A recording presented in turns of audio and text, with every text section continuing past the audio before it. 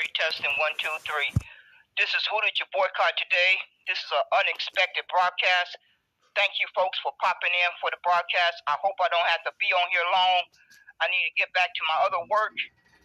I am sitting back observing the narrative that's being painted on Negroes and brown and dark brown skinned human beings.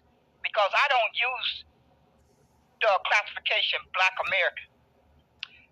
You human beings had better be very alert to the narrative that you are helping America paint, because it's going to land on your back, on your children's back, on your grandkids' back. You need to repeat that to yourself every second of the day, because these human beings, these demons are not playing with you. They're not playing with you. They are cooking up your demise, whether that's you dying a natural death, or you getting locked up in a prison and deported to some other country, or you get gunned down like an animal, or you get starved to death, or you get jobless, or you get homeless. They're not playing with you. They don't need your help to paint a negative narrative. They don't need your help to paint a negative narrative. They have been using propaganda for over 400 years. They don't need you to get on a public app and gossip about persons in your community whose life is not going too well. They don't need you to do that. They got enough persons on the payroll to do that. They got enough persons on the payroll to do that. They don't need you or me to be a mouthpiece. You folks had best start understanding what climate you are in. You had best start sitting around the kitchen table or the living room and talking with your family members and your cousins and your aunts and your uncles and your grandparents of what climate you are in. Because I think a lot of you folks have decided that since you don't have the backbone to fight the enemy, that you are going to start blaming the victims. You're going to pile on with the enemy and start being the mouthpiece to spread the propaganda. You're going to get on a public app and talk about your own people with the same skin tone, brown or dark brown. You have decided that you are going to help them with the campaign to crucify you. To crucify you and your children and grandkids. Because it's not going to stop at you. It's not going to stop at you. This environment that you are creating to add to, it's going to be there when your child and grandchild have to walk out into that world. It's going to still be there. Unless you human beings start having a backbone, because ain't nothing going to change unless you get a backbone. Ain't nothing going to change. You can get on Twitter and Facebook and Instagram and TikTok and Clubhouse and YouTube and talking to you blue in the face. You can talking to you blue in the face and you can complain and you can cry. And now you don't took it another level. You are doing the talking down to be getting paid. I think some of you are getting paid. Yeah, some of you are getting paid. Some of you are getting monetized off of your content by talking about your own people. Every time you open your mouth and say something negative, that's the same narrative that your enemy has propagated for over 400 years. You placing that bullseye right on your own back. Just remember that. Just remember that when the devil tells you to get on a public app and say something negative about another person with brown and dark brown skin, just remember that bullseye is pointed back at you. It's pointing back at you. At the same time those words are coming out your mouth, it's pointing back at you. So seems like the hot topic of the day is somebody by the name of Edwards and some other lady who got pregnant or something, and Mr. Edwards wants to pay her child support in one lump sum. So he wants to pay her in one lump sum. And folks made up they don't became judge and jury and executor in less than 24 hours or 48 hours or 72 hours. All the little partners are chopping at the bits. They are chopping at the bits to get on social media and give their little 2 cents about Mr. Edwards and this other lady. They can't wait to get on a public app and give their little 2 cents while the enemy is sitting there doing a dance. They having a little celebration. They have a little celebration every time one of you partners get on a public app and can't wait to give your little 2 cents about another person who is brown and dark brown skin. And say all the things that you want to say. I don't know Mr. Edwards. I don't know the lady. But I do understand that America was a sick environment from day one when they made another human being a slave. America was a sick environment when they brutally beat and humiliated men in front of women and children. They brutally beat a man and humiliated him in front of a woman and a child. That's what America created. That's the environment that America created long before any of us were born. So that woman and that child that had to bear witness to that, they had to be completely terrified out of their body because they know a man is strong. They know a man is strong, and to watch a man be humiliated and beat the life out of him, I can't imagine the mental damage that they suffered and the nightmares and the terror that they live with every second of the day. To stand by and watch a human being be burnt alive until they die. They're going to gather all the folks around to watch a man be burnt while he is still alive until he died. Now the woman and the child is standing by watching that. And they got to grow up with that scar and that trauma and that fear and that terror that they have no chance against an environment that would treat a man that way. That woman has to grow up knowing that she has no protection. She has no protection for her children or the man that she loves or the men in her community. They know they don't have any fighting chance to go against that type of evil. That woman and that child is helpless. If the man cannot defend himself as strong as the man is in that terror environment, what chance do a woman have? What chance do a child have? And they got to grow up with that mental trauma and try to function like a human being. They have to grow up in that environment and try to function like a human being. After watching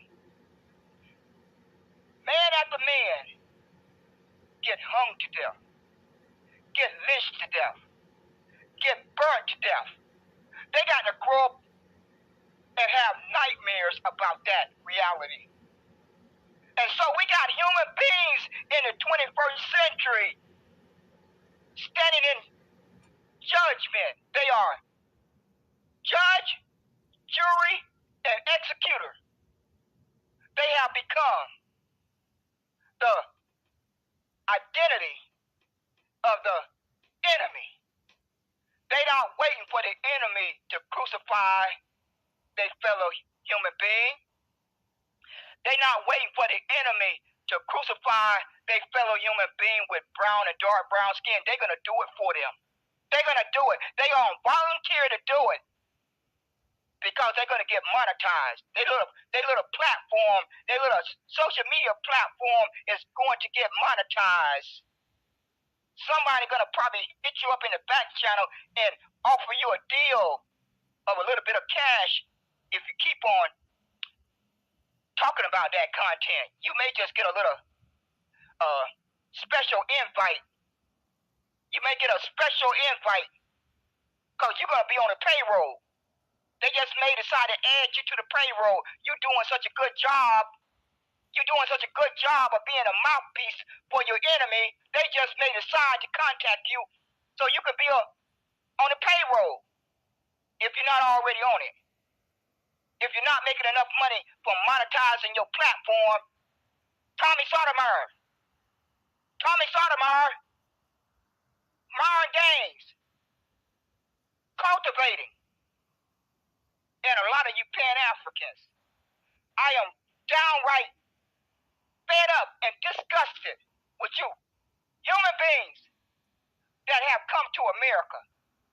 You have come here by plane, automobile, boat. I don't know how you got here. I don't know how you got here, but you got here. You have come to America and you are monetizing your platform off of the Negro suffering. You are monetizing your platform off the Negro being a victim. They've been a victim. Yes, Lord, they've been a victim. And anyone that's trying to deny that is a bald-faced lie and are mentally ill.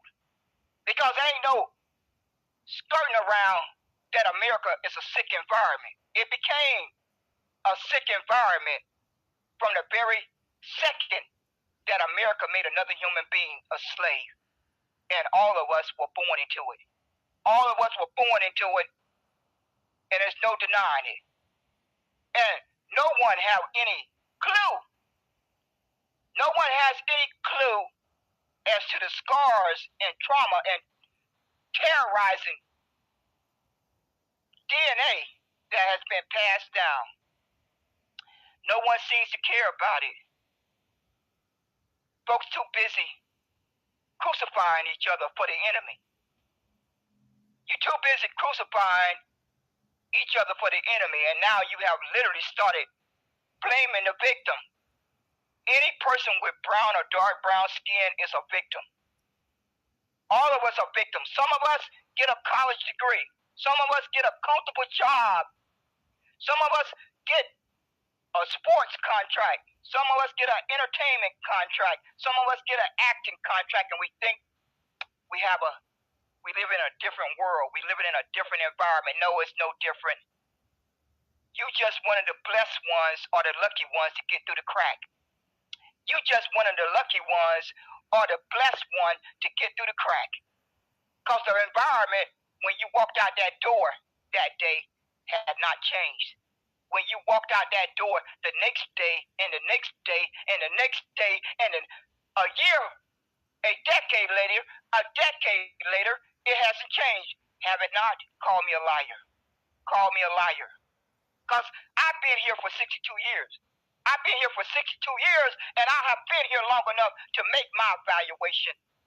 I don't have to make no knee-jerk evaluation because the good Lord kept me here long enough to be able to gather my data, to gather my personal lived experience and my own personal observation. So I ain't got to guess. I ain't got to look it up. I ain't got to research it. I just got to look in the mirror or sit down and go back in my memory. And I have all the evidence inside of me. I don't have to talk to no one else. I don't have to talk to anyone else because I have lived it. So I know I don't have to trust my enemy's data. I don't have to trust my enemy's stats. So I just want to try to understand. I hear a lot of you folks running around here talking about you standing on the shoulders of your ancestors. A lot of you love to get on these Twitter spaces and social media platforms and make the claim that you're standing on your ancestors' shoulders. Y'all are bald-faced liars. And I'm here. That's why I decided to do this broadcast tonight. Because I wanted to make sure that I had a recording that I can pass to my daughter when I die. Because I'm not promised to be here in the next 5 minutes. I'm not promised to be here in the next hour. But my daughter is going to get these recordings with instructions to guard it with her life.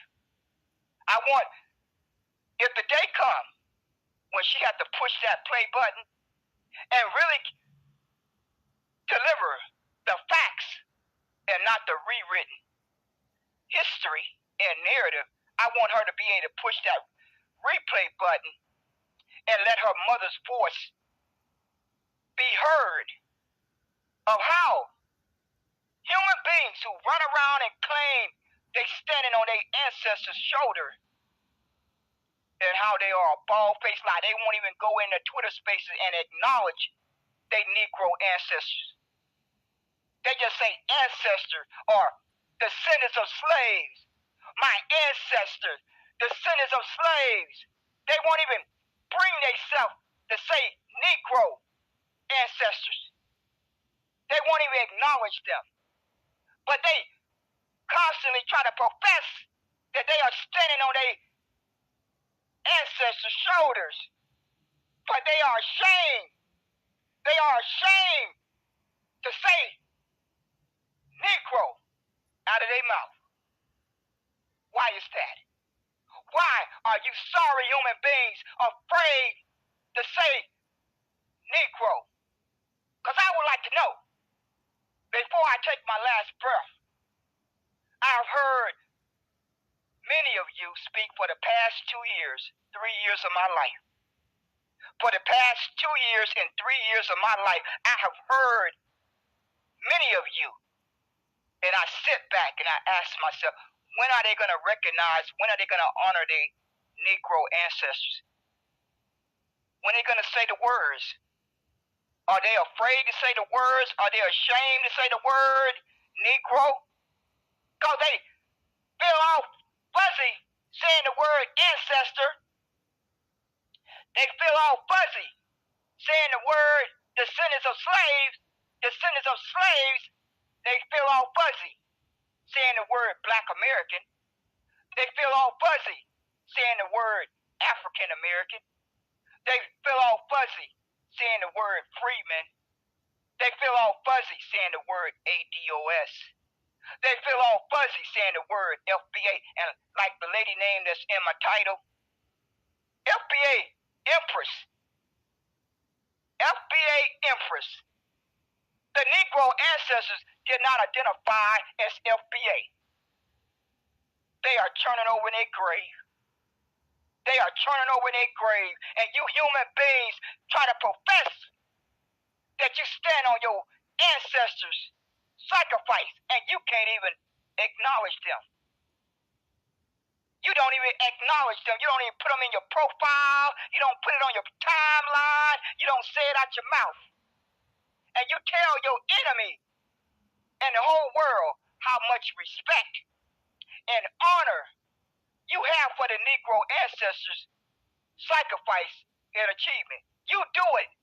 You do a good job of telling your enemy and the whole world how much you honor and respect their life, their existence. They did walk the face of the earth. You do know that, don't you? You do know they walked the face of the earth. They walked the face of the earth and they identified as Negro. Whether you think the white man gave them the term Negro, I don't give a darn if you have programmed program your little brain to think the white man came up with the term Negro. The white man came up with the term Negro. The white man came up with the term Negro. Those Negroes live their life day in and day out. Day in and day out. They live their life as Negroes. They live their life and they lived and died as Negroes. And for all you brain dead human beings that run around here and say Negro is a race, I don't give a darn either. That was a human being.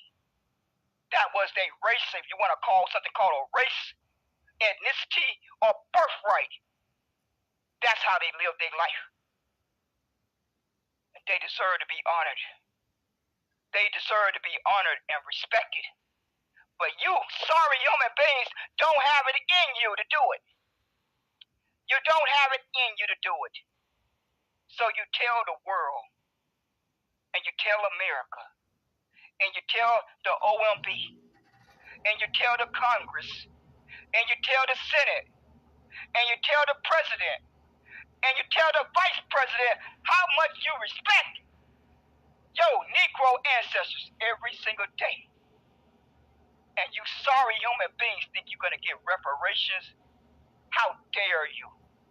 How dare one of you think you deserve reparations when you tell the President and the Vice President and the Congress and the Senate every day how much you respect and honor their sacrifice? You tell them. You tell them that it's not important enough to you to even say Negro out your mouth. Put it on your profile. Put it on your timeline. Plaster it on all your social media platforms. And then your enemy just may get a different understanding. Whether you're serious, or you're just talking, or you're just trying to monetize, or you're just trying to be popular. I think it's all mixture of things. But y'all little party is getting ready to be over with. So you best enjoy it while you can. You best enjoy your little party while you can, because Donald Trump is getting ready to drop a bombshell. Donald Trump is getting ready to drop a bombshell. While y'all have spent more than 2 years or since 1980 talking about reparations, Donald Trump in a little more than 60 days has been busy erasing that Negro ancestor history. That's what Donald Trump been busy doing while y'all been on Twitter lying to people and giving them false hope. I want each one of you to go do a search on Google and ask Google everything that Donald Trump has done for the past little over 60 days, and then come back and try to call me a liar. And look at all the ways that Donald Trump is erasing that history. That's what Donald Trump is doing. And everyone who wants to make America great again, let's all make America great again. Let's all make America great again. Make America great again. Well, I would like to know, when was America great? Can someone send that to me? When was America great? Was it doing